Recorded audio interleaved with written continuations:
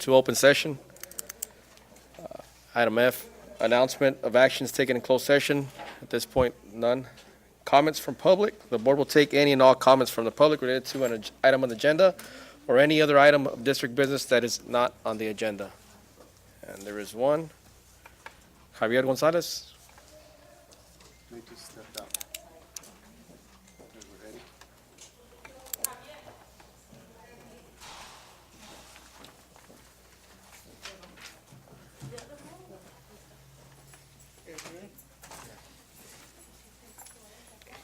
Good afternoon.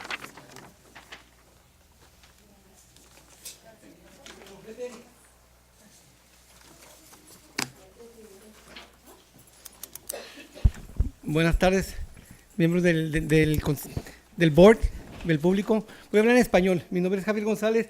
Yo represento al Calexico World Down Syndrome Day. Como saben, el año pasado tuvimos el World Down Syndrome Day. Eri fue el alcalde honorario de Calexico.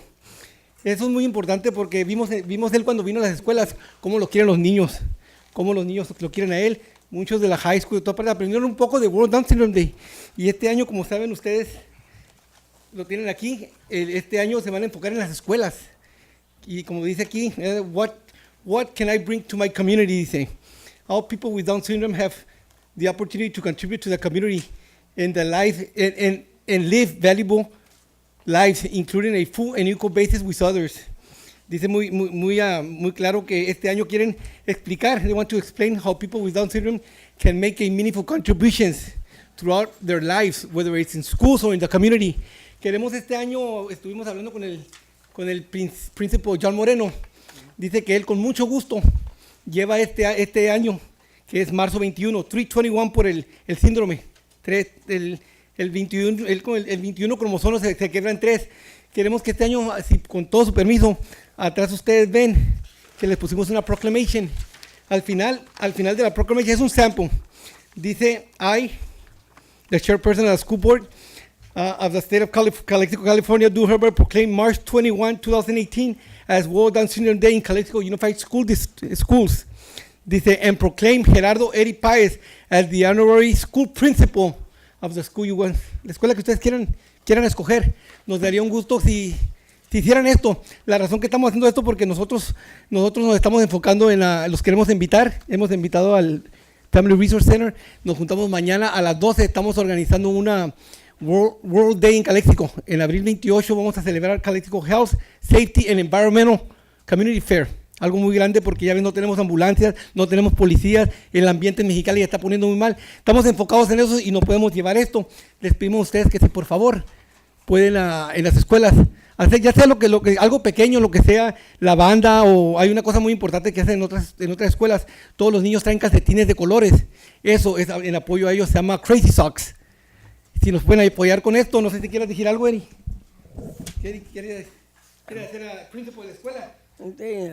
En la escuela, ANCU, las mujeres, ellos, uno, acá, así, ellas, en la escuela ANCU, en la calle, ahí en la escuela de ellos, llaman a la gente de ellos, no llevan, una persona, en la escuela chiquita, acá, aquí, en la escuela de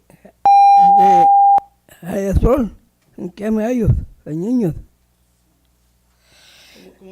Como saben, ellos nunca tuvieron la oportunidad de ir a las escuelas y a Eri le da mucho gusto estar en las escuelas públicas.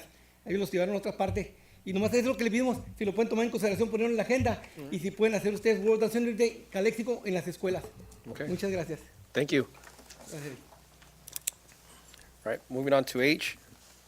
Consent agenda. All items appearing will be acted upon by one motion without discussion unless any item is pulled for separate consideration and action. I move we approve. Motion by Romero, second by Calderon. All those in favor? Aye. Aye. All those in favor is Romero, Calderon, Castillo, and myself. Moving on to I. Information items. Superintendent's report. Good evening, trustees. Good evening, community members. Just like to report that we had our 2018 COSD Wellness Fair. It was held on Tuesday of this week over at the Tesada Gym at Calexico High School 9 from 1 to 5 p.m. It was an excellent turnout by all of our staff. There were over 150 employees that took advantage of our biometric testing, which was excellent. I want to thank our wellness committee that did an excellent job of putting it together. It was composed of our certificated staff, classified staff, administrative staff. So it was a huge undertaking, but a great success. I do want to thank our students, specifically Ms. Holloway. She had all of our CHS 9 and main campus students participating, helping with the organization. Also like to thank Chef Nunez and our food tech students. They did an excellent job of providing very healthy food in regards to catering, so that was excellent. And also like to thank Ms. Villegas and our Bulldogs for Health Awareness Club. Our students, they did an excellent job, and they were actually taking blood pressure and doing checks for our staff, which was excellent. Also want to give an update on our LCAP forums. We had our first LCAP Community Forum and Parent, where we discussed Goal 1 over at Enrique Camarena Junior High School on Wednesday, January the 30th, from 6 to 8:30 p.m.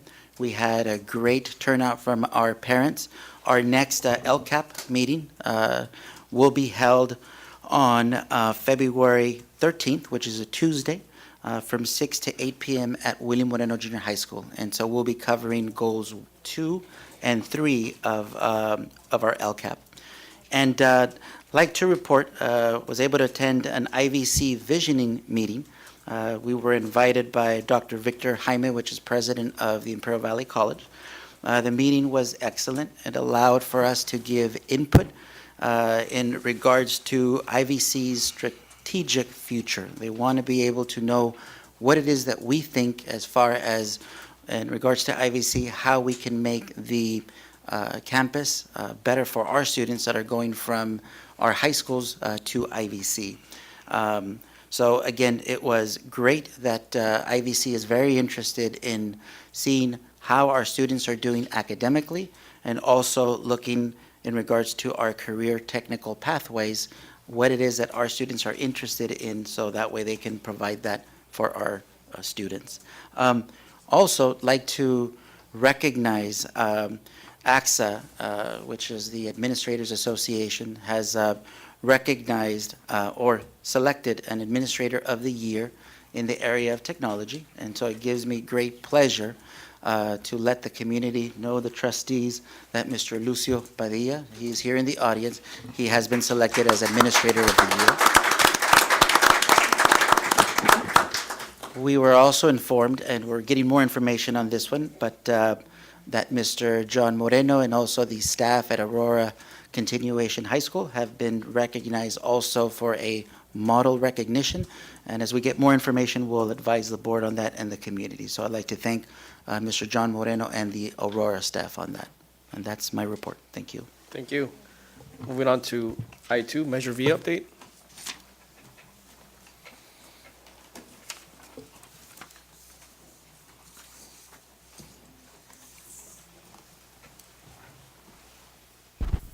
Good evening, trustees. I'd like to ask if we can have this update go last. Mr. Sanders is on his way, so he'll be here shortly. So if we can just move this update towards the end, that would be, if we could do that this evening.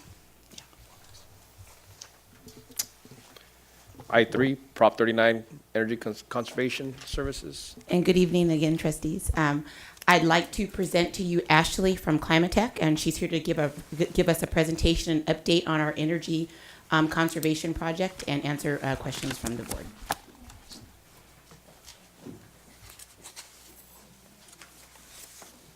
Good evening, Board President Alvarado, members of the board, Superintendent Gonzalez, members of staff, and the community. Thank you for having us here tonight. We're excited to share an update with you on the implementation of our Proposition 39 upgrades throughout the district. You remember this time last year, we were here presenting information on the program, and since that time, mobilized on that work, got your state applications approved and funded. And tonight we're here to share a construction update and also some solutions for resolving some comfort complaints that the district has heard recently at the last board meeting. Just to recap the scope of work that was included in the district-wide program. From left to right, the first columns represent the building automation system. This is a smart Wi-Fi based building automation system that controls your heating and cooling units. The real goal of the building automation system is to make sure that units aren't running when rooms are unoccupied. That's where a majority of the savings is able to be obtained. And throughout the districts, about 700 thermostats have been upgraded to this new smart technology. The next columns represent lighting. We did an LED interior and exterior lighting modernization throughout the district. Over 12,000 fixtures have been replaced through this modernization. And the next column represents mechanical units. That's HVAC units. So you had old antiquated units before that were past their useful life. Those were replaced with new high-efficiency units that are under warranty and don't require the maintenance that those old units required. About 50 units or so were replaced, just under 50. I think it's 47. And then the next measures are irrigation controls. So there's a smart weather-based irrigation control system that was implemented throughout the district that makes sure that the watering of the fields can be controlled from M&O office rather than having to go to school to school to school, especially if there's an issue that has to be troubleshooted. Jeremy also is then able to respond to any issues remotely as well. Also, if it's raining that day or there's not a need for watering, that makes sure that the fields aren't being watered that day. Also, plug load management was just another measure that is being implemented. To recap the financial highlights of the program, this was about just under $6 million in infrastructure improvements throughout the district, life cycle savings of $3.7 million over the life of the new equipment. The funding sources for this program was Proposition 39 grant dollars from the state.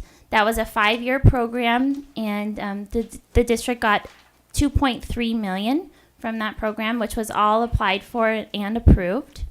The remaining balance is being funded through guaranteed savings to the district's existing utility budgets.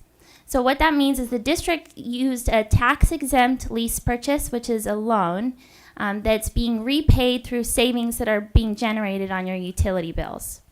The net impact to the general fund in year 1 is just over $100,000, and over the first 5 years, $684,000. So that means the net savings is after the repayment for the tax-exempt lease purchase is paid. That's the net impact to the general fund. This is an update on the construction in terms of what has been completed and what's remaining. As you can see, most of the work is complete. All of the HVAC upgrades are completed. The irrigation control systems are complete. The lighting modernization is almost done. There's just a couple of sites that are just getting finished up. The building automation system, which is the thermostats, that is about 85% complete. And then the plug load management, which is for your vending machines and other measures, that's being done in a couple of weeks, and that will only take a couple of days to complete. So by March, we're expecting substantial completion. So the real goal for today is to talk about complaints that the board and staff have been hearing with regards to temperature and comfort issues in the classroom. So first, just to frame this up, I just want to just provide assurance that this is very normal. Anytime you're dealing with existing conditions and installing new controls and retrofitting controls in existing conditions, and there's change, there's always going to be complaints related to comfort because it's a change in the classroom and a change in the way that the teachers can use the thermostats. We see it all the time. What we did, though, per the board's direction, is look into and investigate thoroughly each of the 40 complaints that were received over that period of time that was requested. So it was 39 locations that had concerns that their thermostats were inaccurate or not working properly. So So we had a team of, it was like about 4 or 5 of our team members. Jeremy, Chris De La Rosa, went out to each of these rooms and investigated it thoroughly in a number of ways, which I'll share with you. So it's 39 that were reported. To put that in perspective, 39 locations out of 700 thermostats that were installed, that represents about 5% of the total building automation system measure. So that means that 95% are not reporting complaints at this time, and this is pretty normal. This falls into the realm of what would be normal. 4 of the thermostats were reading 2 degrees cooler than the space. So that meant that the thermostat said it was, let's say 74 degrees, but the space was actually 76 degrees. So those were calibrated and adjusted. 5 of the units had mechanical issues. So that means that there was an issue with the HVAC unit, not actually the thermostat. Those have been all repaired, or some of the repairs may just still be in process. They're waiting for equipment or parts. 1 location had a damaged existing thermostat wire that has been repaired. And there were 2 other locations that had mechanical issues related to new units. So these are just, sometimes you'll find that there's a manufacturer defect related to a certain part of a unit. That's all under warranty. Those have also been repaired and are now functioning as intended. So out of the 39 complaints, 30% were verified valid issues, all of which have been corrected. 70% showed that the units and the thermostats were functioning as intended. And I'll go through here and show you how we went about doing this. The first step is to calibrate what the thermostat is actually reading compared to what the room temperature is reading on a temperature reading mechanism. So we went through all of the complaint locations and calibrated the room temperature compared to what the thermostat is showing. The ones that had issues were calibrated. The rest of them, as you see here, were showing that it was reading correctly.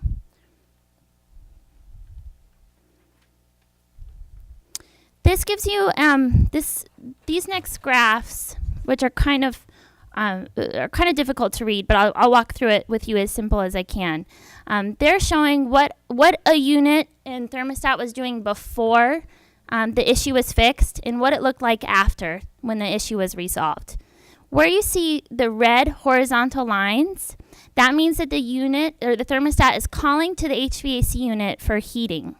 Where you see blue lines, that means that it's calling for cooling. So on the left, this is just one example. At Rockwood, there was an issue with the blower motor, and that was one of the new units that was installed. It was a manufacturer defect, so we got that replaced. So before it was fixed, you see all the red on the left in the before picture. The unit was calling for heating, but you see the line that's going down, it kept getting cooler. So that told us it wasn't an issue with the thermostat, it was a problem with the HVAC unit. So once it was investigated, it was repaired. And then you see in the after picture, it's calling for heating. You see the red line again, and it does what it's supposed to do. You see it go up, and it's responding appropriately. So that room has been addressed. This is Aurora.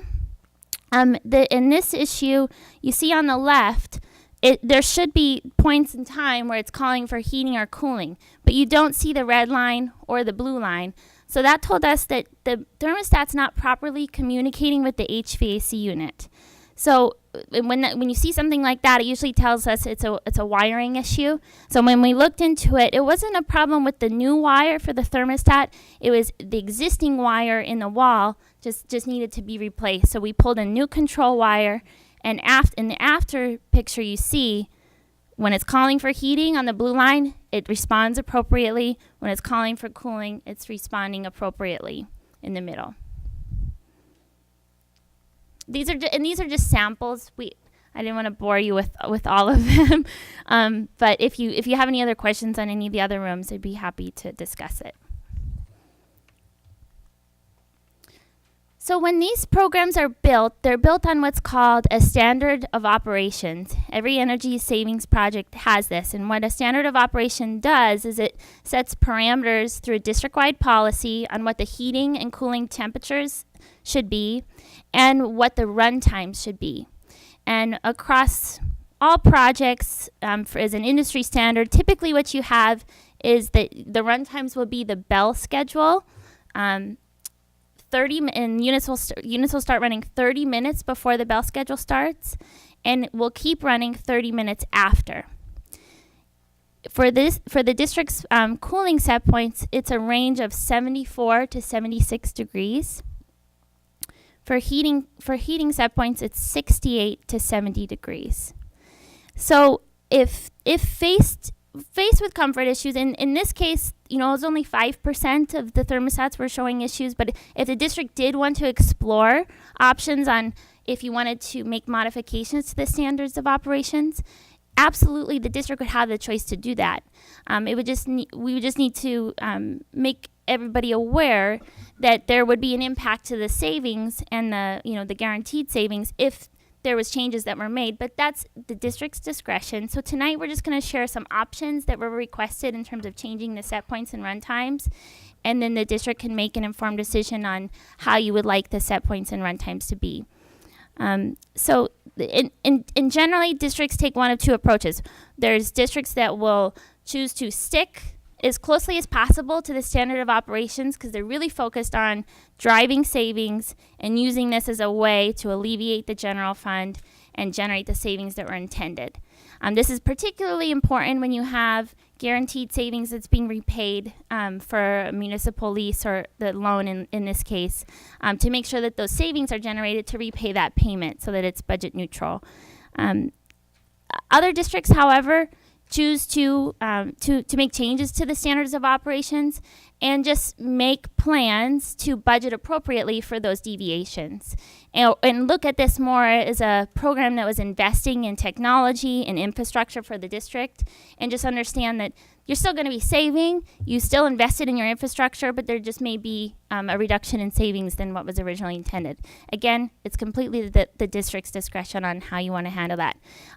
The Prop 39 portion of the funding, though, however, you do need to be aware that there are state guidelines that are required for compliance with that program. And it's not just you get the funds and then do your projects and they never come back again. You have to provide progress reports regularly and provide savings reports regularly for between now and 2023.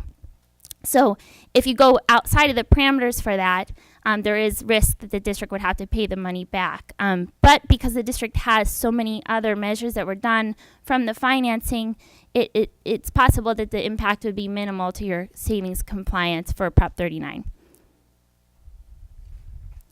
So we were asked to run a savings model to quantify the impact if the district made the following proposed changes. Instead of running according to the bell schedule, 30 minutes before and 30 minutes after, we were asked to see what would it look like if the district had occupied runtime hours of 6:30 a.m. to 6:30 p.m. That's 3.5 hours more than the standard of ops was anticipating. So it doesn't seem like a whole lot, but over time, every week in the year, it does add up. The run times particularly create the biggest impact. The heating set points, we were asked to reduce that from what it was before. It was 68 to 70. So this would actually improve the energy savings if you're running less heating. So that's a good thing. The cooling set point, the standard of ops is set at 76 plus or minus 2. Currently, the district is running at 74 with an option to go up if you wanted, but no option to go down. So if you wanted the option to go down, going at a lower cooling set point does have a pretty substantial impact on the savings, especially in the hotter months of the year. So our engineering team ran those models over the last couple weeks just to see what that would look like over the course of a year. So the impact to savings would be 28 to 38% reduction in energy savings. And this equates to $83,000 up to $115,000 per year. Again, we could provide final numbers based on the actual set points and run times that the district wants, but this gives you a range just to show that it's substantial enough that a decision would have to be made amongst staff and the board to decide the best route to go forward.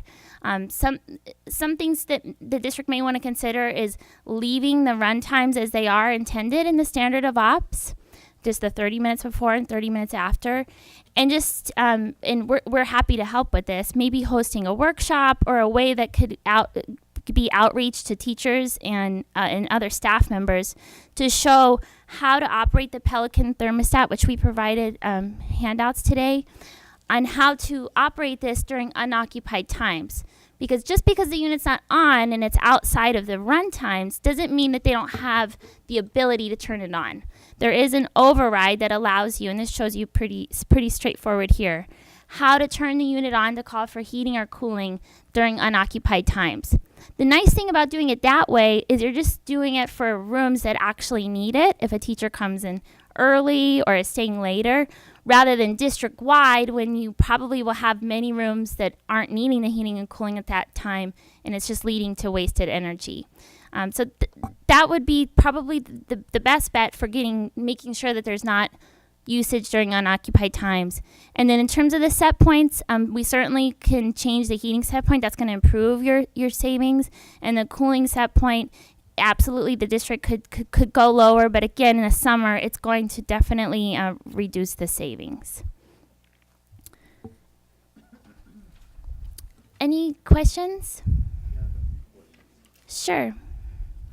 To the beginning, you have projected savings, guaranteed savings of $3.6 million. Yes.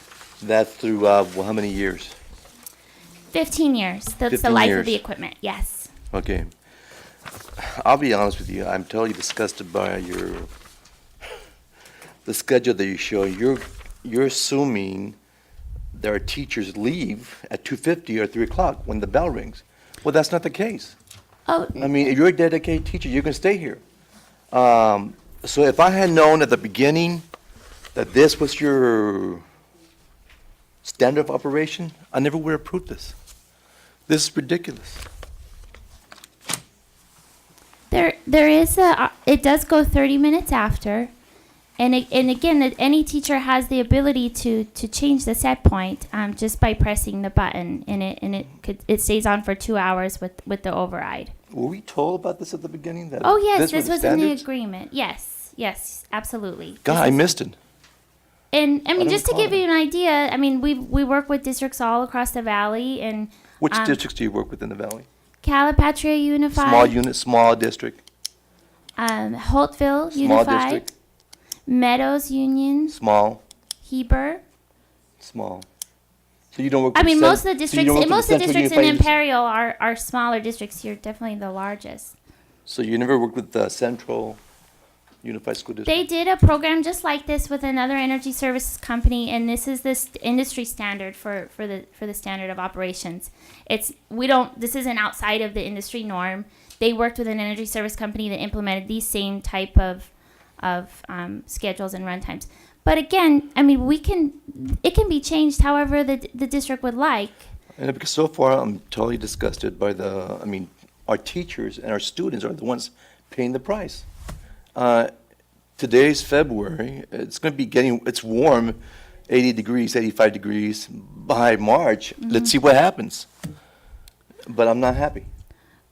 Well, Mr. Romero, I mean, when you're looking at the complaints that have been received, the documented complaints for work orders, it Okay. shows that 95% are actually not having comfort issues. And let's see, yeah.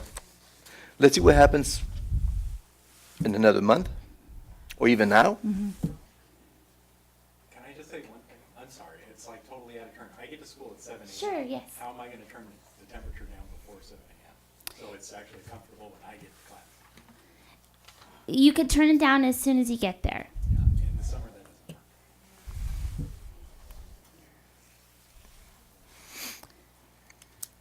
Again, any adjustments can be made to the standard of operations, how the district would like it to be done. If there's certain teachers that come in much earlier than other teachers, those adjustments can be made on a room-by-room basis, and we could schedule that however the district sees fit. Maybe there's some classrooms that don't come in at 7 a.m. or don't come in or don't stay till after 3:30 p.m. Those changes can be made individually on those classrooms. And again, we would go through site by site and do whatever we have to do to make sure that everybody's comfortable. The goal is not to create hardship or discomfort in the district. It's really about saving energy. And these are not standards that are outside of the norm of a typical program like this. And so, we certainly apologize if there was any surprise in that. But the real savings is driven by being tighter on the run times in the temperatures. But modifications can be made however the district would like to see. Any other questions or comments? I have a question. Sure. We already know what your product can do for us and what cannot do for us. Just for my curiosity and I guess the members of our community, building automation system, what does that do? So we can get our people ready for, what is it going to do for our district? On the list of construction updates, Yes. what does that do? Building automation systems. A What is building that? automation system is what controls the heating and cooling units, and it also ties to the lighting. So it's also tied to occupancy sensors. So if rooms are occupied, the units and the lights know that, and they're going to turn on and run according to the schedules. That's part of the building automation system. The thermostats, and also the front end interface that allows M&O staff to control all of the heating and cooling units throughout the district. So that's the thermostats that we're talking about. Okay. And the last one is plug loaded management. What is that? That's those are just it's essentially for vending machines and other power circuits, and it's just a way to reduce the energy further. It's not something probably anybody would even see or notice a difference, but it's just incremental savings. It's a small portion of the scope of work. Okay. Well, thank you you provided a lot of information that we didn't have since Sure. you started working on this. Also, I'd like to see if we still have some schools left, correct? That we still have to install. Yes, we do. Yeah. Well, I would appreciate it if you could have a crew to assist our staff to actually kind of go through the classrooms when they're activating. Uh-huh. Because I went to one dual school, Uh-huh. and there was anyone from your company there to actually ask questions. To respond to questions that teachers had, the students had, I had. Mhm. We didn't have anyone from your company there. Oh, well, I mean, absolutely. Anytime there is we would call it sometimes a kickoff if a school is getting implemented, we could have that for the remaining sites. I think the initial portion of it would be Sure. important, because that way we can educate Yeah. our So staff it's and everybody on else. the remaining ones where the thermostats are going online. So, and what I learned today is that Jeremy actually can control the climate, correct? From his Correct. office? Yes, from anywhere. Okay. Correct? Is that correct? That's correct. So, all right. And there is a way you can actually override the Yes. thermostat? Yes. Okay. That's all I have. Thank you. Okay. The software is web-based? Yes. Remotely. Any other questions, comments, concerns? No? Yep. Thank you. Okay, thank you. Thank you. Moving on to I-4, Association Comments, ACT. Good evening, members of the district and board. Tonight, I'm happy to report that ACT members have been meeting with the district to review and make recommendations for the LCAP plan. These meetings, facilitated by Elisa Ramirez, have been very productive and positive. For 5 years, this team of teachers and counsel, before y'all leave, 39 classrooms is about 1,300 students, just so you know. Thanks. For 5 years, this team of teachers and counselors have met with the district to have constructive conversations about the direction of our district's LCAP and to ensure that our district's funds are directed toward our classrooms and our students. It's been a pleasure to be a part of these meetings, and we look forward to this continued collaboration for years to come. It's a really successful committee, and a lot of good work is done in that. And so I want to thank the teachers involved, and I also want to thank Elisa for being a great facilitator in that meeting. I'd also like to report on the AC situation. as it is still a situation among our educators, temperatures are rising and so are the temperatures in our classes. ACT has delivered a demand to bargain the new working conditions created by the implementation of the new AC monitoring system. And I'm pleased that our new superintendent immediately reached out and expressed the urgency he feels in taking care of this issue. And I really do want to say thanks to Carlos for doing that. We are scheduled to meet on the 20th to bargain this item, and I'm confident that ACT and the district are motivated to solve this issue swiftly before the extreme temperatures start. I will keep you informed on the progress of the work we're able to accomplish together. As I said, 39 classes is 1,300 students, and she doesn't seem to think that that's a big deal, but I sure do. It's also 39, almost 40 teachers that we're talking about. And the savings that she's talking about, she's misrepresenting figures on that slide. But beyond the savings that are offered through this program, we've already had one teacher collapse from the heat in the hotter months. If students with heat-sensitive illnesses start to do the same, the savings are really going to be gone after the litigation begins. So, ACs in the Valley are really important. I also want to point out that Imperial. The teachers there can set their thermostats to 71, and it doesn't seem to be a big deal to their district who's they're on the same program. Not with that company, though. I have a lot to say about that, but I'm going to continue.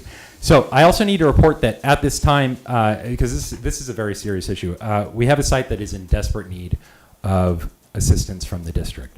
The CHS 9th grade campus is currently experiencing a severe and serious discipline issue among many students. This campus, at which I taught for over a decade, is filled with exceptional teachers.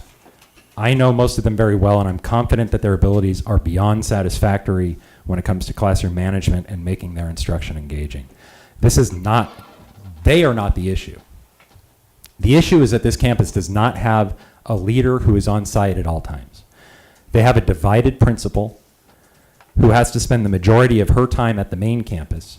This is not the principal's fault, and it's definitely not the teacher's fault, but it has created a severe issue. The assistant principals at this site are relatively new to administration. They don't have the autonomy to make policy at their site. They don't have the tools necessarily to solve the issue. So the behavior worsens and worsens. Students are posting injuries suffered in fights on social media. Teachers are beyond discouraged. What it all comes down to is that this site needs its own principal, a dedicated principal who can make the decisions that need to be made to ensure the safety of our students and our educators. ACT is a labor organization, and we are not in the practice of advocating for more management. But in this case, we are in strong favor of giving this school its own principal, and an experienced principal at that. And finally, and most alarmingly, ACT has been made aware that the district administrator on administrative leave for the alleged physical sexual harassment of teaching and classified staff has been visiting campuses, visiting teachers, giving gifts to teachers, socializing with teachers during their workday. I've been approached by multiple teachers and staff who cannot understand why this person is allowed to be on campus, and I can't understand it either. I've been told by these teachers that they are uncomfortable seeing this person at their sites. I am uncomfortable knowing that he is at their sites.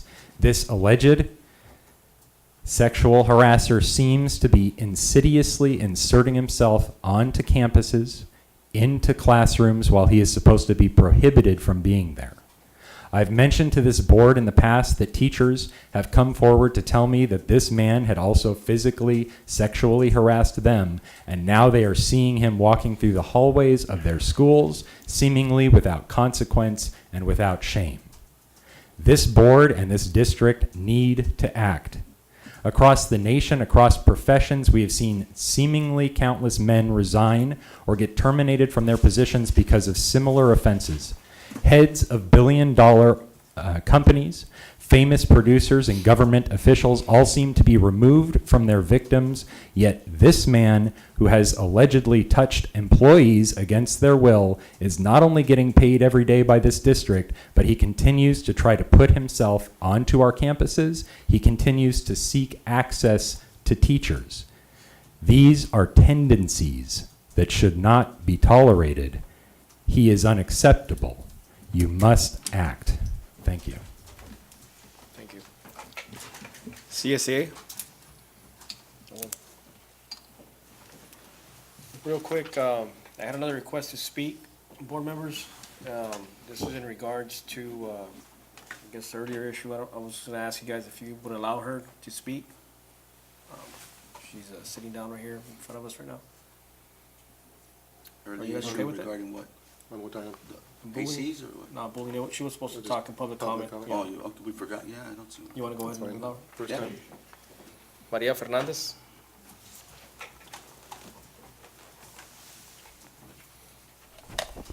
Buenas tardes. Yo estoy nada más aquí para pedir ayuda, ya que tengo 2 meses batallando porque a mi hija le hacen bullying y evitar que llegaran a golpearla. En día de antier ya la golpearon. Yo tengo 2 meses yendo a la escuela y a la policía. La gente me dijo que no se podía hacer nada mientras no hubiera una agresión física. Entonces yo le dije, yo voy porque estoy evitando una agresión física. Ya hubo la agresión física. Entonces yo lo que quiero es que resultados a lo que yo estoy pidiendo, que esas niñas se les, ¿cómo se dice? Por el daño que hicieron, pues. Entonces a eso estoy, alto al bullying, porque, o sea, si los demás alumnos ven que no hacen nada con esas niñas, al rato va a ser un ataque entre todos los niños. ¿Ok? Entonces es lo que yo vengo a pedir, alto al bullying, y que me ayuden a lo que estoy pidiendo, una solución, una respuesta al ataque que le dieron a mi hija. A eso es lo que vengo, y quiero una respuesta favorable, por eso estoy aquí. Do you have information on that? We can't comment on that. Okay, and I'm just, That's public I'm comment. asking a question. So any issue that's disciplinary is confidential. Okay. But in regards to following up on any issue that does happen, then I can assure you that we do follow up on. In this case, we can just refer her to Mr. Right. Yeah. Gonzalez. That's my Mr. question. Gonzalez- Yeah, Mr. Gonzalez will follow up. Yeah, venga a hablar conmigo y yo la tengo al tanto. Ok, gracias. Moving on to I2, Measure V update.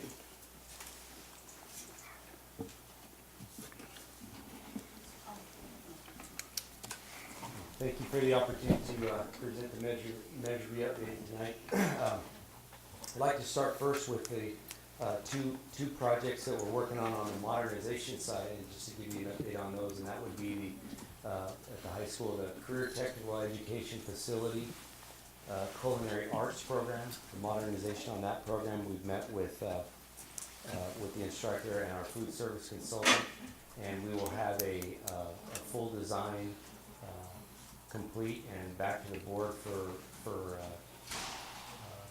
submittal at the April board meeting.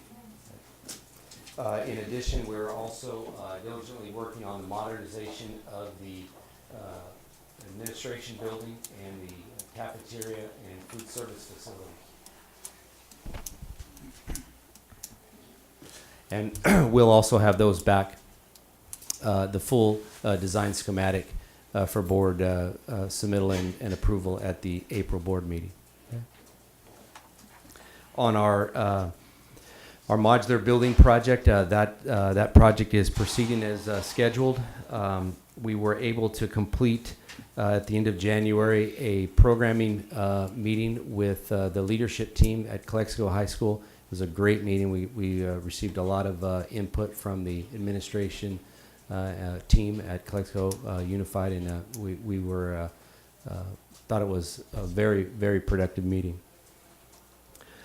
For that project, we want to point out that we're proposing that we deliver that project with 3 contractors. Okay, the first contractor is going to be the modular building contractor, and we'll have one separate contract for that. And then, in addition to the modular building contractor, we'll also have what's called a site improvement contractor and modular building improvement contractor. So, for example, the modular building contractor does not provide any of the site improvements. So they don't hook up the water, the plumbing, the electrical, the fire alarm, the communications. So we have a separate contractor do that. And they also come back in and they'll provide some of the finishes. They'll provide some of the components such as the fire alarm system, the fire sprinkler system inside those buildings. So there'll be a separate contractor for that portion of the work. And then last but not least, we're proposing at the same time that we would bid out the construction/program manager for those projects at the same time, so that the district can have if they desire, a separate entity that would manage both the construction and the program of those facilities. Okay.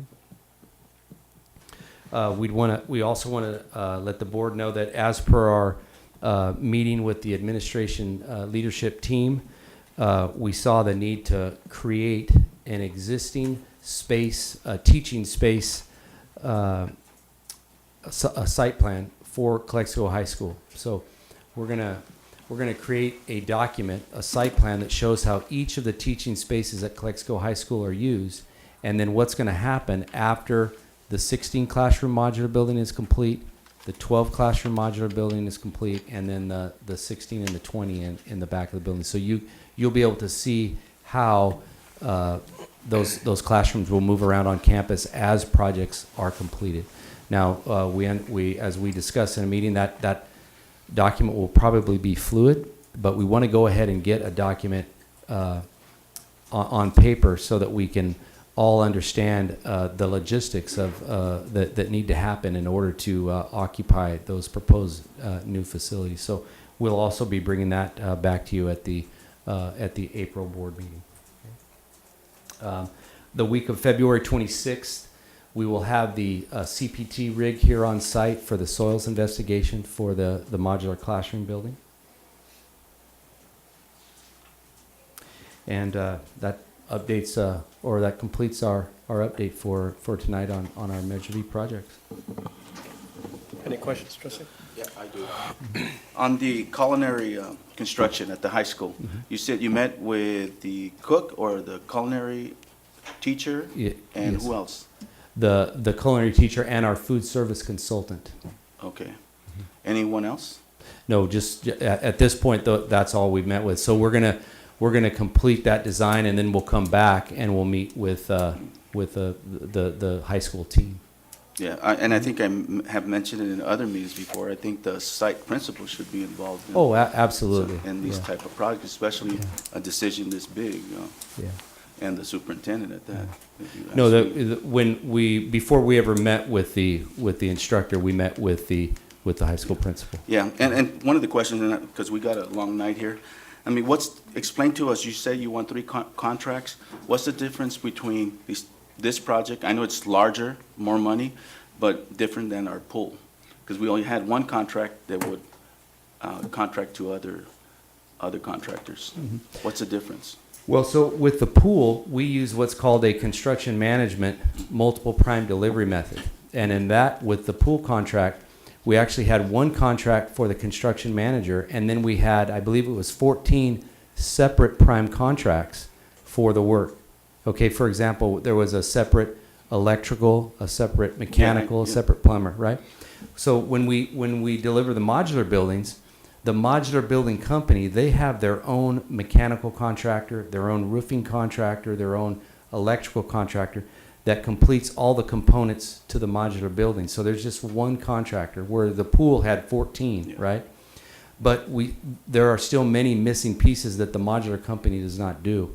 For example, they don't. Okay. So landscape and so forth. Exactly. So we have to have a separate contractor for that scope of work.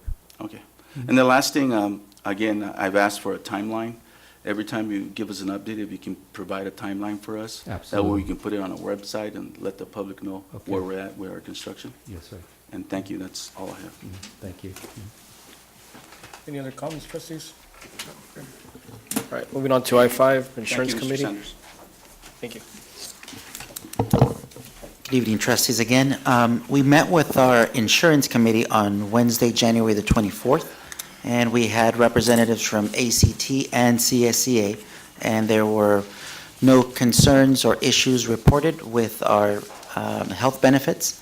Now, one of the interesting news updates that we received was that our initial insurance quote for the 2018-19 school year came in at a 39% rate increase. Now, this is not the final quote at this point. This rate will still be negotiated. One of the things that we have been discussing in the insurance committee that we'll be doing is going out to market to do a comp analysis again of our health plan and our benefits, and so we are looking to lower the rate substantially, and so we'll keep the board updated on that. Our next insurance committee meeting is scheduled to take place on Wednesday, February the 21st at 3:30 p.m. here at the district office. Thank you. Thank you. ROP committee? It's fine, so I keep it to about a minute, and we'll move on. But there's a handout coming around, there's probably a couple extras, if anybody was interested. Just a one-page update from IVROP. On January 29th, they hosted the UCCI training on writing integrated courses for A through G designations, so quite a few number of individual school sites, LEAs participating in that to design their A through G courses and articulation and collaboration on that. On the 29th, they had the Engaging Families, a relationship-based approach workshop, again, working with families, fathers, and asset development. On the 30th, again, Developmental Asset Forum, with over 65 people attending, again, several school districts participating, community organizations. And I want to mention on that UCI one, from Calexico, there were 3 teachers participating and 1 counselor attending that workshop. On the 30th, the last one I'll just mention, their foundation has a 2018 Dancing with the Stars event, as many of you have heard over the past couple of years. I've included the individuals participating from Calexico. We have Twinkle Toes Moreno, I think is his name. John Moreno's participating as one of the individuals in that gala. Again, tickets are on sale. It's May 11th if anyone's interested. Next meeting is next week, Thursday, 6:30 a.m. if anybody wants to participate. And then I just listed a couple upcoming events. So a lot of events with the CTE programs, their Ag Expo, their showcase, and their law enforcement competition. And these flyers are attached. Perfect. That's it. Just one comment. Ms. Williams is here, correct? Can you make sure that if we send a team to compete, because in the past we haven't sent our kids to compete, I would appreciate it if we could send, especially the law enforcement one. Yes. Thank you very much, and the welding, because we have a lot of talent in our welding. Last year, and I know he was in contact with them. Okay, thank you very much. That's all. Thank you. Safety committee?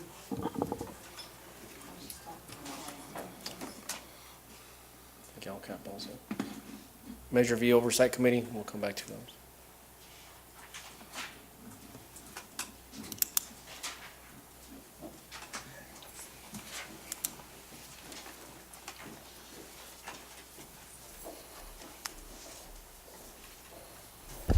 Good evening, trustees. I just want to report that we did have a Measure V Citizens Oversight Committee meeting today at noon in our M&O conference room. It was very nice, very well attended. We went over our agenda.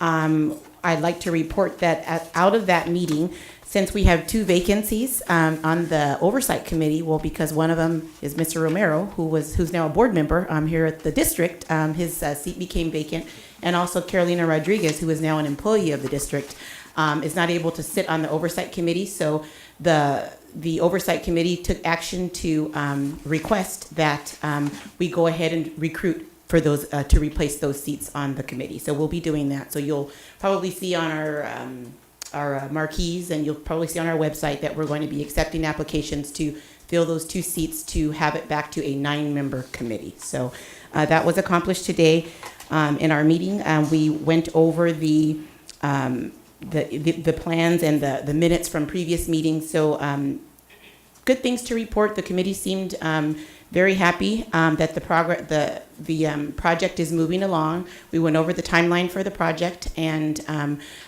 so far, so good. So we'll keep the board updated. More than likely at this particular, I'll give the update, and or if the chair or the vice chair of that committee, they might give a similar update to this on a monthly basis. But that's all I have to report for tonight. Thank you. Safety Committee. Good evening.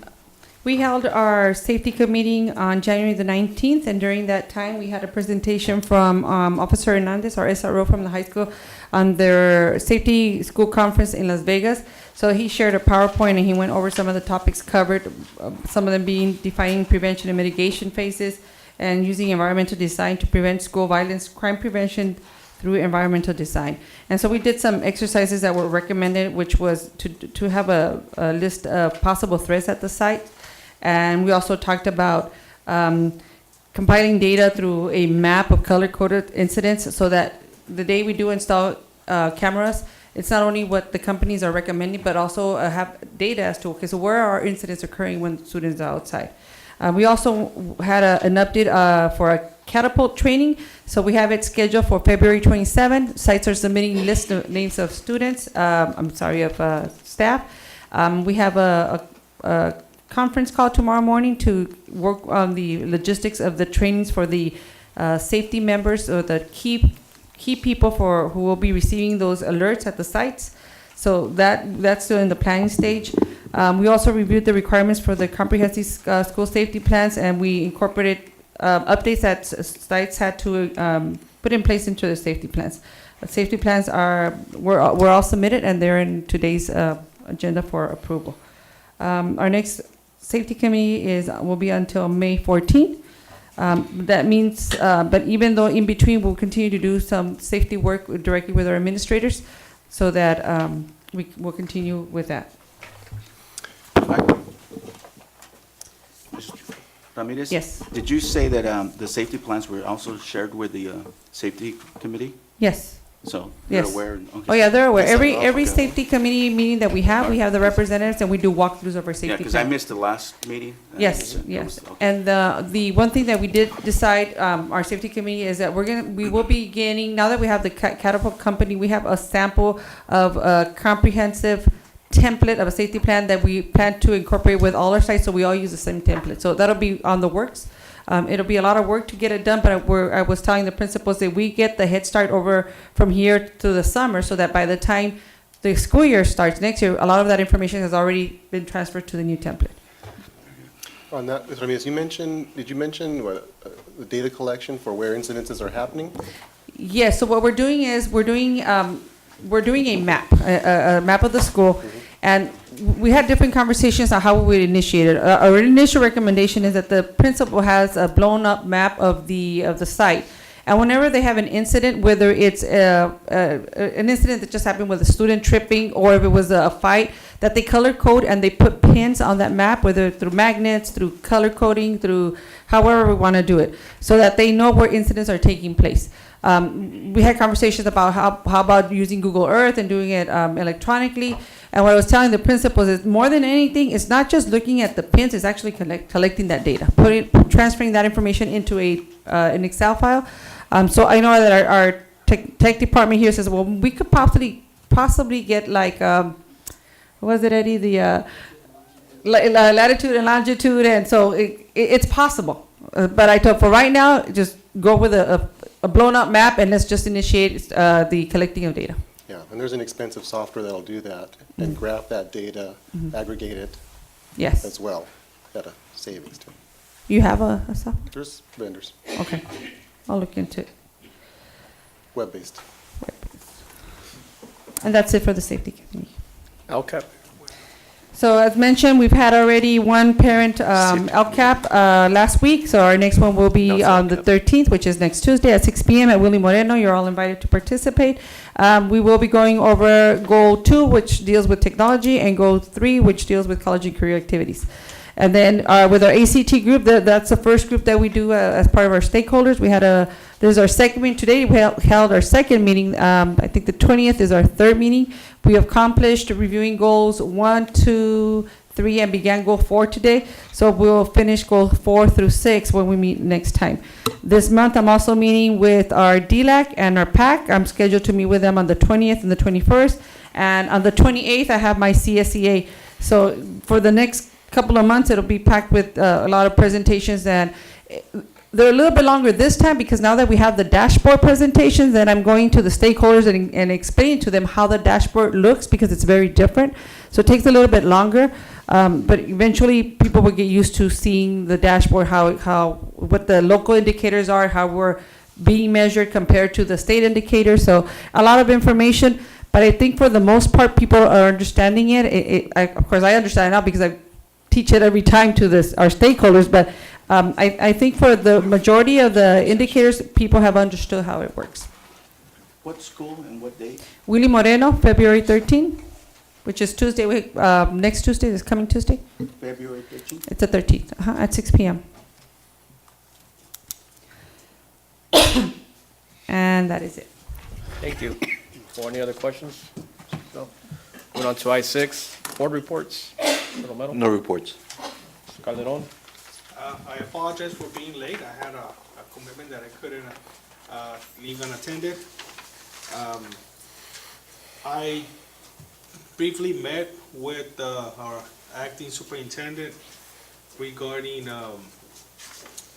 something that has been on my mind for a couple of years now, which is bringing PE teachers to the elementaries.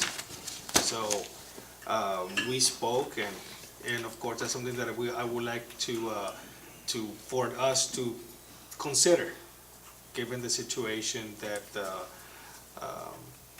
given not the situation, but given the some of the comments that are being made, not in Calexico, but in general regarding how our students lack that portion in the at the elementary level.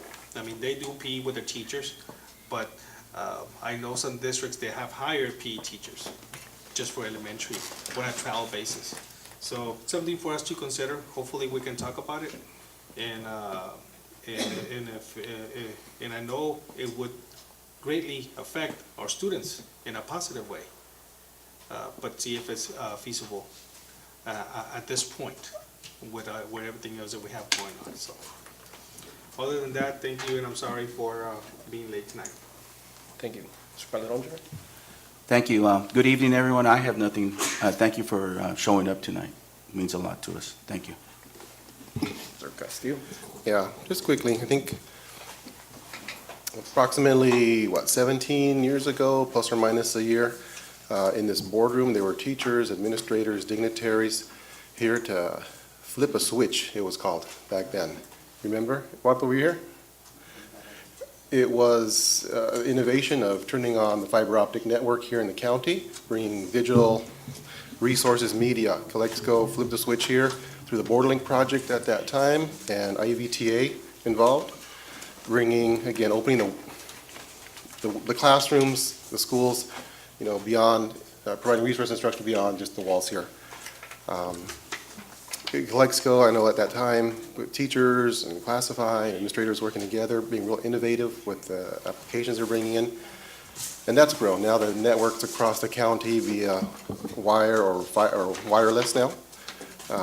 We know tomorrow Tom Torkelson will be here in the county, and they're flipping the switch again, essentially, in Brawley, at Brawley High. This time building a cloud, a wireless cloud over the whole community to allow students access to web resources.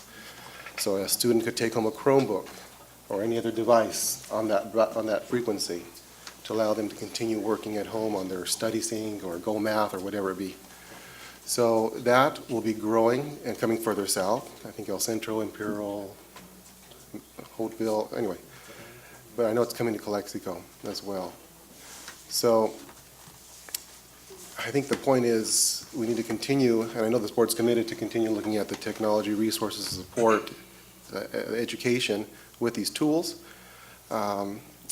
be it the network and all the components behind that, the supports, the curriculum, and the hardware. Mr. Calderon and Calderon Junior will be visiting a school site, Tustin, I believe? Yeah, I didn't want to steal your thunder, but, But you already had your turn. yeah. Maybe I'll come back to you. But these gentlemen will be going to a site, again, we're kind of. Tustin, California. Tustin, California, exploring what are they doing there? What does their one-to-one look like? There's a whole lot of work behind that. You know, it's not just opening up that freeway, but having those vehicles that allow the students to learn, but it's also the instruction behind it and the appropriate use. So what I'd like to do is maybe have our superintendent or technology, let's invite a director from the high-speed network to share this presentation as it is coming to us, and what are the possibilities to build this wireless community access for our students here in Calexico, and frankly, our staff, anyone on that broadband network. So that's always exciting, and it's coming. And I think the board's committed and preparing for that. On another note, Calexico Educational Foundation has their upcoming event. I've got tickets for all of you, so don't look away. And you know who you are. Right.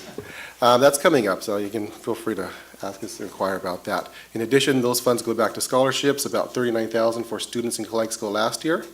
In addition, IVROP has a scholarship that's open, and other scholarships are being made available for students, certainly in Calexico. And I'll leave it at that. Oh, no, I'm not. I do want to mention as well, you know, we saw information that was shared with us about inclusion at our school sites. You know, we know about Circle of Friends, we hear that a lot. And we enjoy seeing that, what's happening, and the culture, the environment it's setting, which is important for our campuses. But also the recent one was the Friendship Bench. Blanche Charles, those activities, those initiatives, small as they may be, are important for our kids. I think that's what it was called, Friendship Bench, or No One Eats Alone, right? And we heard that last year as well. Yeah, last year it was shared with us by staff, and I'm glad to see these activities are happening across the district. So that's it. Thank you. Well, good evening, everyone. Thank you guys for all showing up. Just real quick, I just wanted to share or just comment that whatever's commented up here doesn't fall on deaf ears. I think all of us as board members take whatever's stated, you know, seriously. For one example, what was shared with us earlier with as far as Eddie, I think that's a very important issue, and that's something that we should put on the agenda. Besides other things that were also shared with us. I won't go into further detail as far as that goes, but I'll be talking with Carlos about that later on. Other than that, you guys have a good evening, and let's continue on with our agenda. Moving on to J, discussion.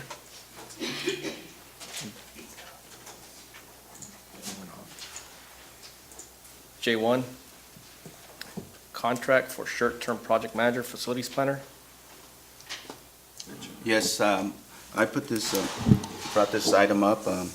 We're about to invest a lot in our high school.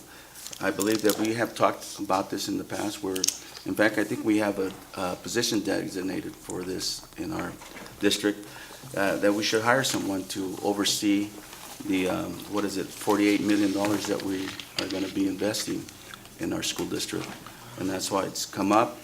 I'm a little concerned of some of the issues, and that some of the issues are coming up that we're leaving things out. And I'm not an expert in construction, so we need someone that can come and guide us and tell us when we're not doing the right thing or so forth, or with recommendations. So with that said, I think it's a lot of money, and we need someone to. I thought in the discussion, in the presentation Mr. Sanders made, that we were going to hire a project manager, correct? Did you mention that? We are. One of the three companies that we were proposing Right. was a project construction manager / program manager Right. that would be bid out with. Exactly. So therefore, number J1 is kind of moot, isn't it? Yeah, why? That was said, because I didn't. Yes, he heard it. And this No? Okay. Just real quick, and I think I understand where you're going with this, Mr. Calderon, is that we have a position already in an established facility planner, project manager type position that we can employ as a district employee, that's an available option. But to make sure that, and I think your idea was that we want to make sure that it doesn't fall on the current staff that we already have, that we need someone who's going to, at least that's been some of the discussion here at the board meeting, not this particular one, but in the past, that we wanted someone neutral, and that there had also been some discussion as to bidding that instead of hiring an on-staff employee, that as we got through the contract process, that we were going to bid it out so that we could have someone with a high level of experience to manage the Measure V kind of program is what it is. So surprisingly, Mr. Sanders kind of hit on that as we're about to go out to bid, that's one of the things that we're going to bid out for. So so that we don't have anything fall through the cracks. But there had been the option to either bid out for that work and or hire an employee to come on for that. And I don't want to get out of, I mean, because this is coming in J3, but as simple as a water fountain for the new complex, sport complex that we just built, we're missing a water fountain. And we know, what if the coaches forget the water for our kids and they're out there in the middle of the summer and just fall out because we didn't have any water? Or someone that goes and sees a sport event doesn't have any money to buy a water bottle. I mean, a water fountain. The other one is we did some construction in our gym, boys' gym at the high school. When I was going to school and I went through that, I think there was 2 toilets in that locker room. Now there's 1 for plus 50 kids or more. Our plan is when we increase with these new classrooms and everything, we're bringing the freshmen to the high school. Could you imagine what's going to happen when we have 1 restroom for plus 60 or 70 kids? These are little things. It might be minor, but these are the things that we need someone to be looking at. Because right now, if you go, when we have PE classes, there's only 1 toilet in that locker room for the boys. So you see a line of boys waiting to use the restroom when we should have added 1 more or 2 more, not just taking them away. You know, that's some of the things that we have, at least I'm aware of, that need to be corrected. And I understand, Mr. Calderon, what you're saying. I Why? think there were some special circumstances in regards to the bathroom with ADA compliance and that, but I understand what you're saying. Well, I understand, and I've been Right. an advocate of ADA and so Sure. forth. I mean, it's from the day I sat here. But people need to start thinking of what's our future here. We're actually increasing our numbers at the high school, not decreasing them. So we need more facilities for these kids. Right. And it's gonna cost us more when we have to go and break in concrete and everything to establish and put more kind of facilities for these kids. Right. So- And you're right, and I think to your point, as far as hiring the or someone to manage that, I do know that is the plan as we're bidding out for the project, that there will be a designated person that will manage the projects, which is a facilities planner or I'm sorry, what did you call it? A project manager? Program manager. And that's Yeah. typical on major contracts, right? Where they hire project managers. They're usually somebody at the district level or a consultant that is. Well, So yeah. normally you want someone independent, a consultant that has the credentials. Yeah. And that's correct. And that was kind of some of the discussion we had. So it will be bid out Yes. for that service.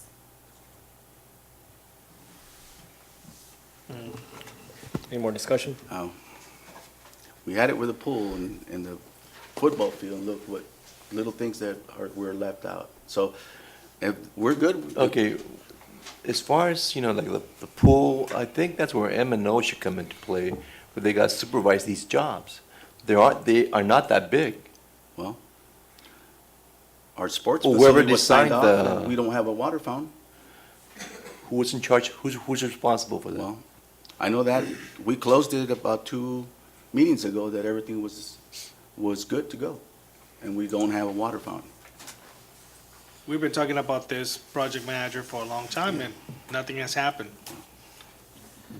I Just mean, because you have- it's been at least 2 years.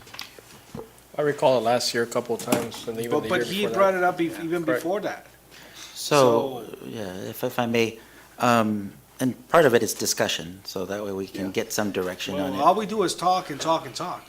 So, I guess, what are the wishes of the board as far as for this position? As I far as know I'm that we're concerned, talking they're about hiring a project manager Right. to do the contracts. That's all we need.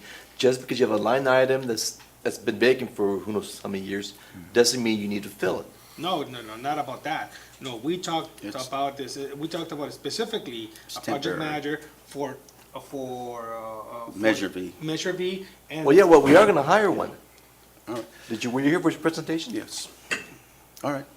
This That's what position it's is, I mean, if we bring a position of the manager facilities planner, we're not talking short-term. We're talking This is a full-time. years. I mean, it's a Exactly. long-term position because, just today, we were at the Measure V committee meeting and, Mr. Calderon was there present as well. We're talking about a project that's gonna take anywhere between 5, 7 to 10 years. And so if we're having somebody look over the Measure V, you're talking about a 10-year, lifespan as far as a person overseeing that project. And so I'm just sharing that it's not short-term. We would be looking at a long-term permanent position at this point. Whereas if we go with the contract, as soon as the contract, whatever the needs are, as soon as it's over, it's done with, right? And Well, I there's the think that- option Go to, if there are issues with that person, then there's the option to either not renew the contract, terminate the contract, and then, employ or bid out for someone else. And then when you go to the next phase Yeah. of that $40 million project, you get another contract. I mean, there's always gonna be a project manager involved. Any other comments? Okay. Moving on to J2, we're gonna move that over to K1.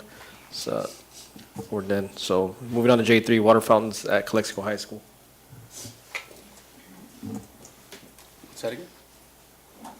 That was for discussion, J3? The water fountains? What, J3? Correct. Well, I think, again, we closed up the project. We don't have a water fountain. I haven't gone to any park here in the valley that doesn't have a water fountain.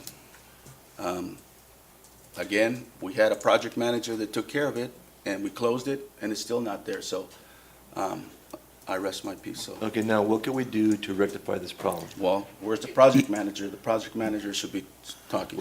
Yeah, so this item was put on the agenda as discussion, so that way we can give the board an update on that as well. Yeah, I'd be glad to. You'd be happy to hear that we are working on that. We're looking at installing 2 water fountains on the northwest corner of the new restroom facility. It's going to have 2 water fountains and a water bottle fill station there. Just on the other side of the perimeter fence of Ward Field, in between the softball field and the baseball field, there is a water fountain there. It's kind of an archaic water fountain, so we're looking at replacing that with a newer, updated water fountain, the same one that we had installed over at the tennis courts. I don't know if anybody's seen those yet, but it has a water chiller in it. So I got the quotes. I'm just waiting for a budget code for it, and we're going to get hot on that and then get them installed. What are the quotes, more or less? I want to say it was, Fabiola, do you remember what those quotes were? It was less than $7,000. 7,000. Yeah, that's that. Okay, you know what a contractor would cost with benefits? Over $120,000. It's included in the package, but I mean, the water fountains will be implemented? They will be installed? Yes, sir. Well, let me ask you something. And when is this fountain going to be installed? Because we got track coming, we got baseball, we got softball. When? As soon as I get the money for it, I'm going to purchase it within Okay, we 3 just- weeks. It hasn't come, well, so it just barely came to me maybe in the last day or so. Yeah. So I'll So probably- sure meet tomorrow. We'll do a Okay. follow-up. We got spring sports, so hopefully they can. It won't take long. The longest portion of this is going to be getting it ordered and getting it to the warehouse. Installation is going to take a couple days. And who's doing it? Our guys, staff? yeah. So for our next board meeting, probably, possibly? Hopefully, so we'll do a walkthrough PO tomorrow. So Okay. we'll handle it tomorrow. So maybe just an update at the next meeting. Yes, sir. Thank you. Yep. Thank you. K, discussion, possible action. K1, direction given to staff regarding bid procedures. Well, I brought this up in regards to bids. I want to see at least a minimum of 3 bids coming in at all times. The only reason why I'm bringing this up is, for example, we're saying about Measure V and stuff like that. I don't want it just to be one person bidding for the project. I want various people bidding for any projects. Same thing happened the last time for the ACs. There was only one person that bid for the process. I think there's more AC companies here throughout the valley, locally, that would have bid. The reason why I bring it up is just that if there's more than one bidder, prices, there's going to be some type of competition, and that's the reason why I'm bringing it up. I know there's probably not going to be any action taken at this time, but I just wanted to go ahead and just run it through you guys to see what you guys thought as far as that goes, because I know there's been various times where we just see one or two bids coming through, and I just don't want to be seeing that anymore. What do our policies say? Yeah. So,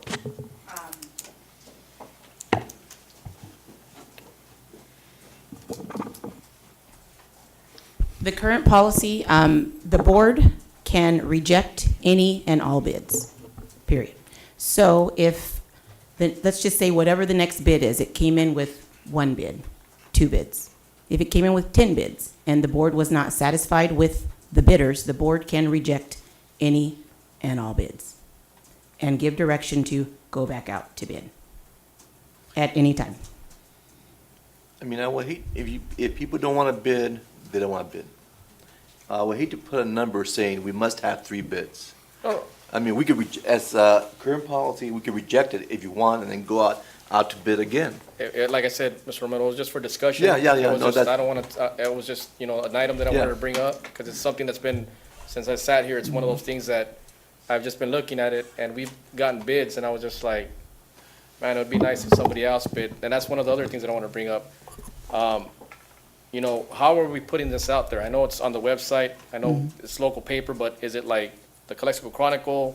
Is it the Holbrook Tribune? Is it Ivy Press? That's what I want to know where it is that we're actually So for putting it out sure, there. it goes in the IB Press. Alright. It does go on our website, and we've been going outside of that as well to try, we advertise in the San Diego area, in the Los Angeles area, and, sometimes you'll even see a bid that comes in from Yuma, Arizona. So we try to advertise all over the place.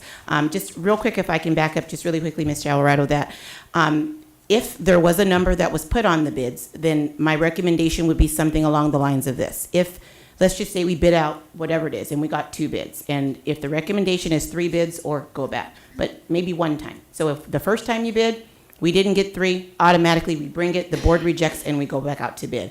But if the second time, it comes back again, and there's still maybe just those 2 bids, then we probably would never get the 3 bids. So if that would be the wish of the board to put a number on it, then there's got to be a number with an end, or, means to an end, to say, okay, we got 2, we reject them all, and then we'll try it again, and then at that point, we'll go with whatever comes in at that point. So that's to that. But as far as advertising, we will, we've tried to beef up our reach to have folks bid. I will share that a lot of times it has to do with prevailing wage and competition that's out there. There's a lot of work that's out there, and small vendors that don't want to have to complete the paperwork through the DIR and those types of things. So that is, some of the reason why for different types of projects we don't get a lot of bidders on that. But we're happy to move in whichever direction the board directs us to go. Well, what I recommend is that whatever project we have or anything, we send letters to them and see if they're interested. We do. We make contact to. So I'll give you an example.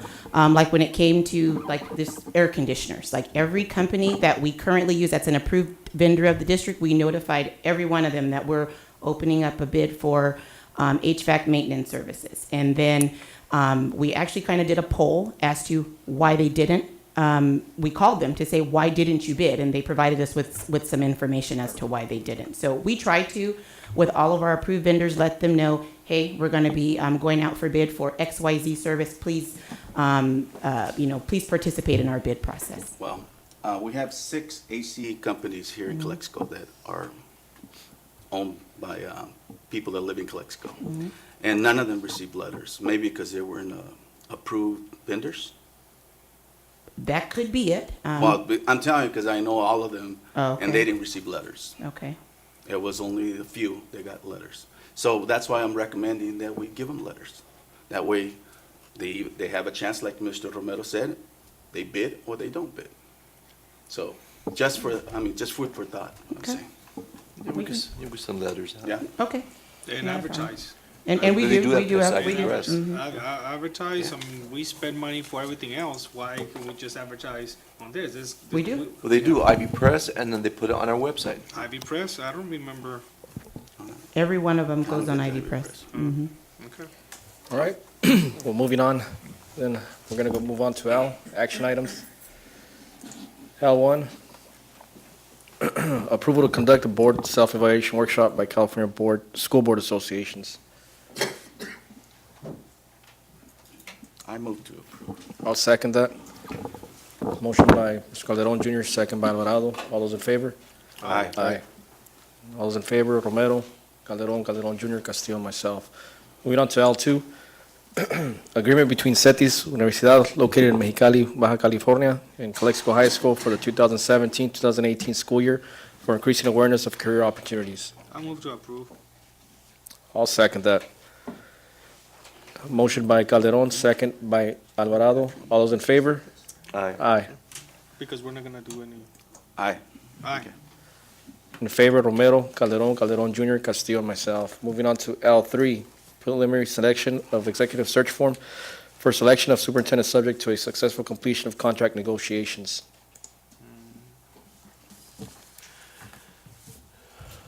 I reviewed the three proposals. They're all, I mean, two of them are very strong. Yeah.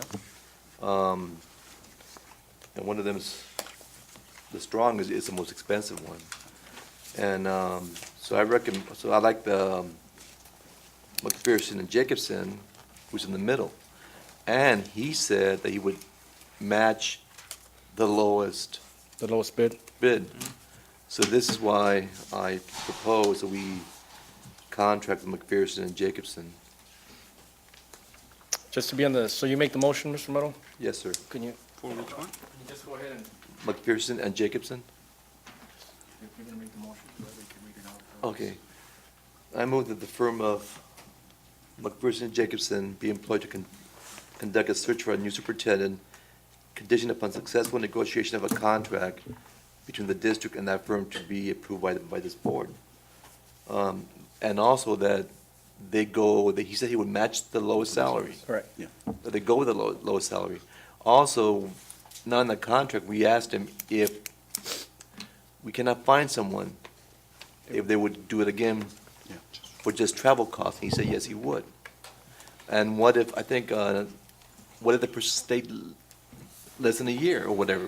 So There was they'll do- something about the person didn't stay too long. They'll do a second search within a year, 12-month period? Yes. Yes, okay. If he were to leave, if the So candidate in were other to words, leave. the contract should be, stipulate that. Yeah. Okay. Is this the same agency that's endorsed by CBSA? CSBA, that's correct. CBSA, yeah. Yes. I second that. So motion by Mr. Romero, second by Calderon Jr. All those in favor? Aye. Aye. All those in favor, Romero, Calderon Jr., Castillo, and myself. Moving on to L4, approval of school site safety plans. I'll move to approve. I'll second. Motion by Calderon, second by Castillo. All those in favor? Aye. Aye. All those in favor, Romero, Calderon Jr., Castillo, and myself, Alvarado. Moving on to L5, approval of change order for Calexico High School Plumbing Emergency Repair Program Project. On this one, there's no change of cost, just to be clear. That is correct, no change of cost. But we're spending more, right?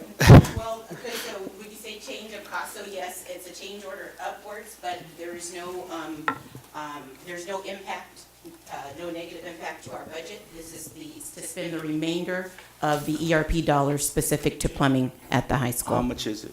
I think it's $189,000. Okay.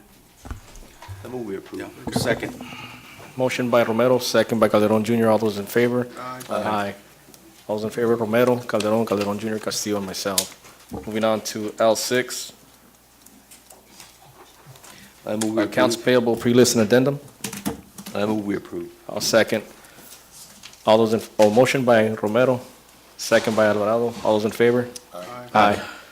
All those in favor is Romero, Calderon Jr., Castillo, and myself. Moving on to L7, awarding RFP 2018-02 and contracts for E-rate services. This is a yearly contract, correct? Correct. Yeah. That is correct. Are we getting a deal? Oh, we are? Oh, tell us about it, because we pay a lot of money to this company. 90%. Yeah.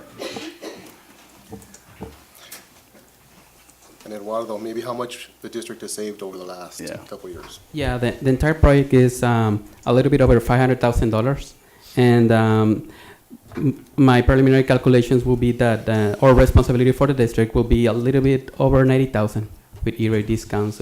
Our district receives 85% discount through the E-rate program, and we receive bids for 6 vendors. Thank you. I motion to approve. I'll second. Motion by Calderon Jr., second by Alvarado. Thank you. All those in favor? Aye. Aye. Aye. All those in favor, Romero, Calderon, Calderon Jr., Castillo, myself. Moving on to L8. Variable term waiver, 2017-2018 school year for Celia A. Montenegro. I'll move to approve. A second. Motion by Calderon, second by Castillo. All those in favor? Aye. All those in favor, Romero, Calderon, Calderon Jr., Castillo, myself. Moving on to L9, quarterly report on Williamson uniform complaint, January 31st, 2018. So moved. Second. Motion by Romero, second by Castillo. All those in favor? Aye. Aye. All those in favor, Romero, Calderon, Calderon Jr., Castillo, and myself. Moving on to L10, resolution calling for full and fair funding of California public schools. So moved. I'll Just sec- reading the resolution. Yeah. What's the? Hold on, let me bring it up.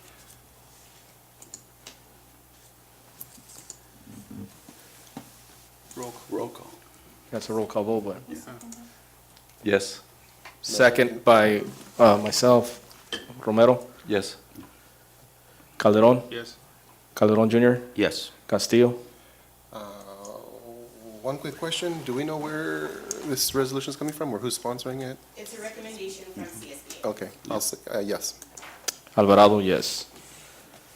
Moving on to L11, fiscal year 2016-2017 financial report and audit certification.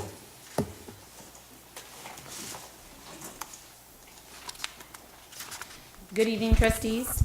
I'm presenting our 2016-17 audit report, and I have a brief presentation for you. I'll go ahead and get started. Our auditor's opinion, it's as per Ed Code 4120. It's our prior year's audit reports are due by the county or ICO, or due to the county by December 15th of each year, unless you receive an extension, which the district did. We got an extension through January 31st. CDE granted that extension, and our report is due, or was due on January 31st to CDE, and the report needed to be board approved within 30 days or after 30 days of the extension date.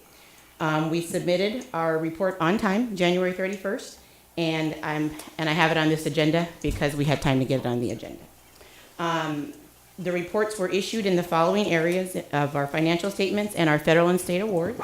The forms that are required in this audit are the audit certification, corrective actions, if there were any audit findings, and audit finding corrective actions to the county. Those are due to the county by March the 15th.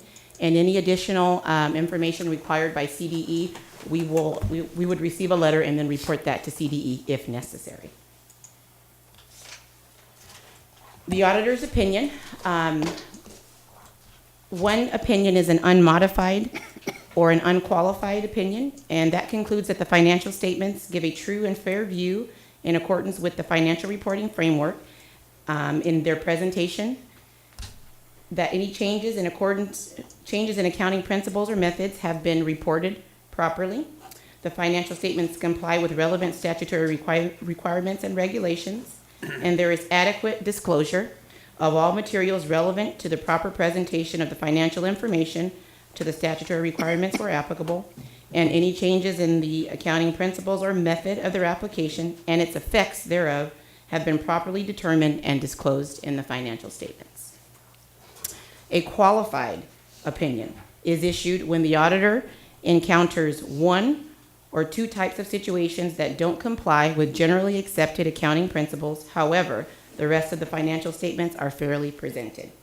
Single deviation from GAAP one or more areas of the financial statements do not conform with GAAP and the limitation of scope. It occurs when the auditor could not audit one or more areas of the financial statements.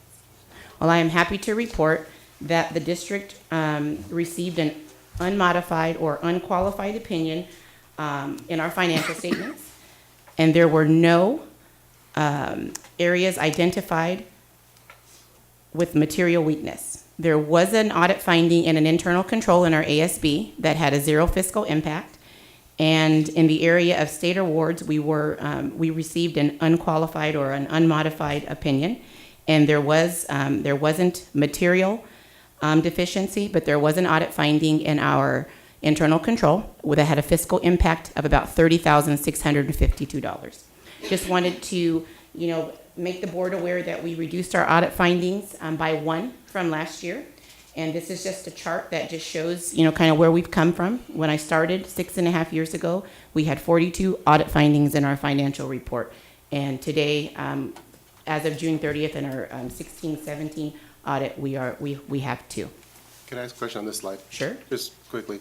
On that first finding, ASB, same issue as last year? More or less? More or less, Okay. yes. All right, no impact, I understand that. And then for the other one, people counts, ADA, over count, we need to return this? Yes, so we're going to have to, or they'll take it from our current year apportionment, $30,652. And do we know why that happened or how that happened? Yes, we do. When the auditors were testing, we have kids in the system that are marked as free and reduced, paid, or different mechanisms to qualify them to increase our unduplicated count. Well, when they ask for supporting documents as to how do you know or how do you classify this particular student as free and reduced or paid or free, when asked for the sheet that says, such and such a student or the backup documentation, we couldn't find it. And of course, they would ask for the one that we couldn't find. So that's basically it, that we couldn't find the backup to support why this kid increased our unduplicated count. So of the 1, then you have to take, it's more of the overall, what does 1 represent? So it's not just 1 student, it's in our total enrollment, so it's the equivalent to $30,652. Thank you. Mm-hmm. Okay. Next slide. So of the findings, in the ASB, the finding was untimely deposit of ASB funds to the bank and lack of backup documents for deposits. The corrective action is to continue to review the importance of backup documents and timely deposits to the school sites. Every year we do a back to school meeting, and it's to our clerks, where we go over all of these things, where we take a look at prior year audit findings and just current practices, current procedures, just as a refresher every single year. In addition to that, what we've also implemented at the sites is we do our own internal audits. And just this past week, I was able to take Carolina around to, since she's our returning new business manager, just to put a face with a name and an email, that she will pick up where Noreen left off doing the internal audits of ASB and attendance, so we can take a look at the documents, making sure that our staff at the sites are following procedures and using the materials and the tools that we provide them with on an annual basis to make sure that we're in compliance with ASB. There are a lot of moving parts or variables because the ASB clerks are not the only ones that, well, they're not the ones that sometimes take the deposit, so there are a lot of hands in the pot. So we're working with not just the ASB clerks, but with site administration to, as a reminder, remind those staff members that participate in fundraisers and so on and so forth, that when you do that, we need to have the money turned in on a continual and consistent basis. So This what do you call it, finding has come up several times now. Correct. Are we documenting the training that we're giving our staff? Absolutely. We have a sign-in sheet and we have the documents as to what we provide as training. Yes. And as a part of that internal audit procedure, we go over it with the principal. What we found when we personally, as the district staff, went out to audit, and what corrective actions should be taken immediately. Okay. The next finding is the unduplicated pupil count. The finding itself was lack of backup eligibility documents for the FR p.m., which is a free and reduced program for meals, which can result in overfunding, which that's what happened, and to the tune of $30,652. The corrective action, the district will continue to implement and make sure that we're working towards following the established and implemented process, provide support, and we will also add this to our internal audit. So we'll start doing some sampling and pulling to look to see, okay, I'm going to pick this student, and can I find the supporting documents that qualifies this student to be a part of our unduplicated pupil count. So we'll start doing some internal auditing in this area as well. My recommendation for the board is that the Board of Trustees approve the 2016-7 audit report as submitted. So moved. I'll second. Motion by Romero, second by Alvarado. All those in favor? Aye. Aye. All those in favor, Romero, Calderon Jr., Castillo, and myself, Alvarado. Thank you. And if I could read this last statement, I just wanted to say thank you to the staff in the business department, the district office, the projects office, attendants and ASB clerks, program coordinators, principals, and site personnel for all their hard work at keeping the district compliant with the law. Thank you very much. Well, thank you. And moving on now to M, we're going to reconvene to earlier closed session.